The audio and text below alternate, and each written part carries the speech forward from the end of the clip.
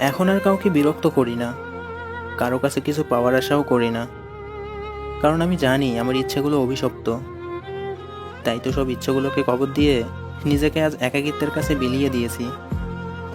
একাকিত্বের শহরে এখন ভালোই আছি। না আছে কিছু পাওয়ার আশা, না আছে কিছু হারানোর ভয়। যা আছে সবই আবেগ। কিন্তু ব্যর্থ আমি। আমার আবেগগুলোকে কখনোই বোঝাতে পারি না কাউকে, কারণ আমার কথাই তো কেউ বোঝে না। নিজেকে সান্ত্বনা দিতে আয়নাতে দেখতে গেলাম নিজেকে। আয়নাটাও ডেকে বলে, তুমি আয়না দেখো না। এখন রাতের আধারটাই চিরসঙ্গী। তাই তো নিজের ইচ্ছাগুলোকে কবর দিয়ে অভিশপ্ত জীবন নিয়ে বেঁচে আছে জীবন্ত লাশ হয়ে এই অবহেলার বিষাক্ত শহরে।